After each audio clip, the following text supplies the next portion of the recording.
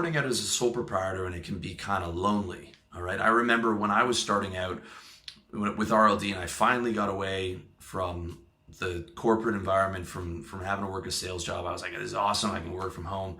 But after a couple of months, that gets pretty boring, because the one thing I liked about sales was I'm around a bunch of alpha, high energy guys. We're joking around all day.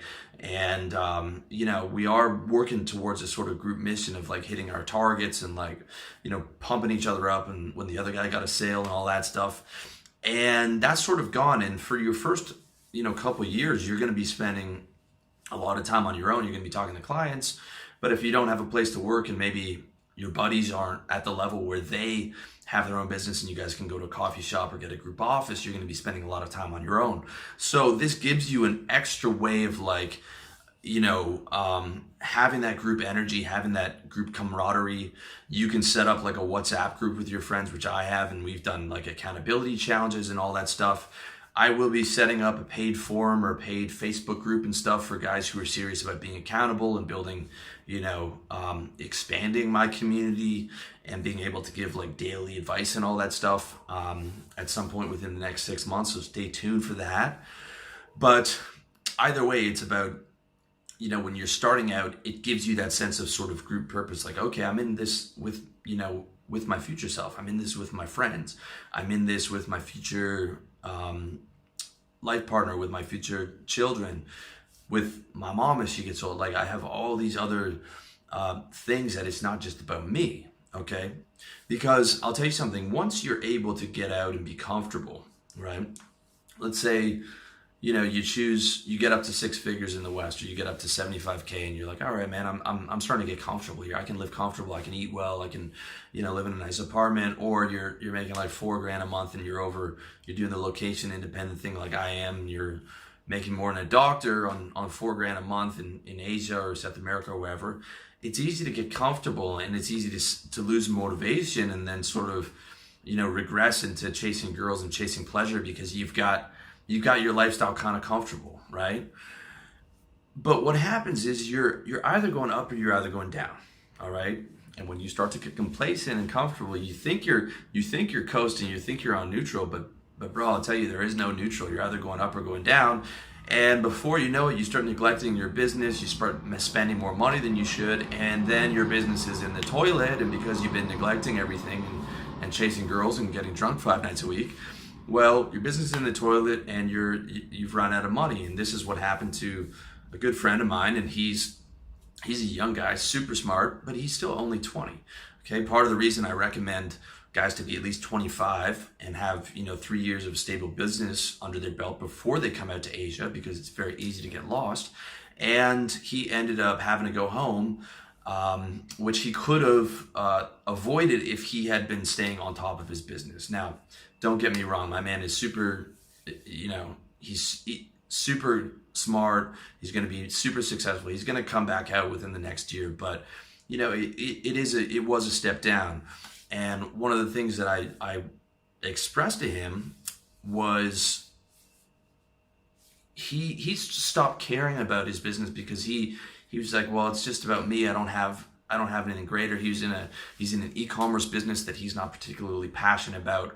He doesn't have the big brand. He doesn't have the, he has a future mission, but it's not attached to his current business.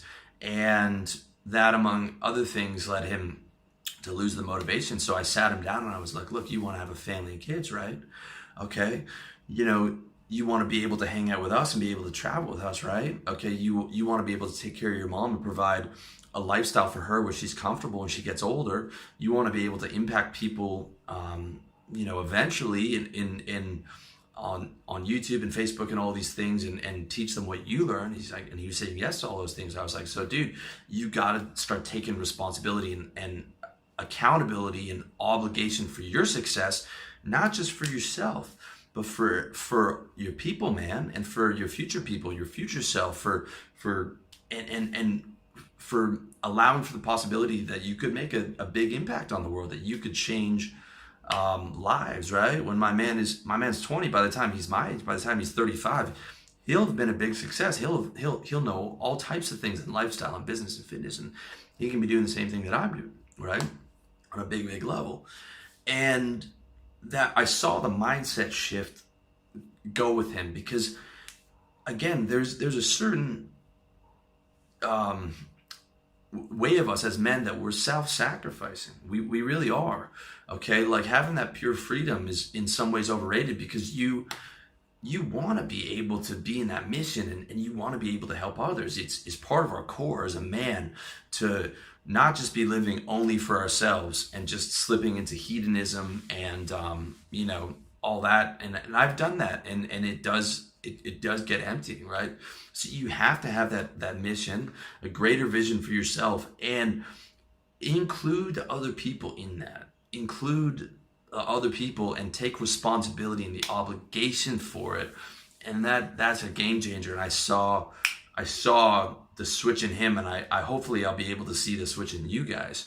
If you can let me know in the comment section if this got through to you, because I think it's a very, very important thing. Okay. And also, you guys know I recommend the mission and your yearly goals towards your mission and your decade-long goal. You can see exactly how I set that up in my book, How to Get Organized, over at revolutionarylifestyledesign.com. But this adds a greater element to that mission. And by that, I mean, yeah, you can picture yourself in your mansion in Asia and all these wealth and toys and travel and all that, but add into that, what you can do for your family, what you can do for your mom, what you can, do for your friends. You can bring on all your friends as clients and be able to pay all your friends monthly for work that they do, and elevating each other, and the positive impact that you can have on the world, whether that's charity or whether that's building a brand and being able to share a positive message. All those other aspects of it really, really add to the motivational fuel, right? And I've been there from just having the mission to myself and then adding all this other stuff in. And I'm telling you that probably gave me another 15, 20% of motivation. All right. So that's a really important thing. And the other really important thing to understand about it is like this. Okay. Many guys have the complete wrong idea of success. They think it's just selfishness and just taking care of your own interest is a bad thing. And a lot of guys have an idea of like money's evil and like successful, to be rich or whatever, you have to be a bad person and rip people off. And yeah, there's a lot of unethical wealthy people, but there's a lot of ethical wealthy people who have built excellent companies that helped a ton of people, right? To think of success as just selfishness is going to take all the wind out of your sails. And I'm using quotes. I'm using selfishness as a quote, like it's a bad thing, okay? I say it's the opposite way. Selfishness is a good thing. Making yourself happy, healthy, and wealthy cannot be a bad thing, assuming that you're ethical in your business. If anything, it's an excellent thing, okay? Because the best thing you can do for the people around you is be happy, is have yourself taken care of, have your bills paid, have yourself comfortable, okay? Being able to spread happiness to other people, being able to pay for a round of beers. All that stuff is so important, because if you can't take care of yourself, how can you help others? How can you be happy? How can you spread positivity? How can you shop at the local store that costs more money to help, a small business in your community when you can't afford it? How can you help your clients in business when you don't have, when you can't pay your bills and when you don't have any money? How can you help anybody, right? And then how can you be in a happy state to spread happiness and positivity, because your life's all messed up, all right? And so instead of being able to help people, you have to end up going to your friends to borrow money, or going to your mom to borrow money, right? Because you haven't taken care of yourself first, okay? Success is the absolute best way to help other people. How can you help anyone when you can pay your rent? When you can't pay your rent, right? How can you help anyone when you make 20 grand a year, as opposed to the guy who makes 200 grand a year, right? Or the guy who makes 2 million a year? Like, the more money you make, the more positive impact you can have, the more people you can help, right?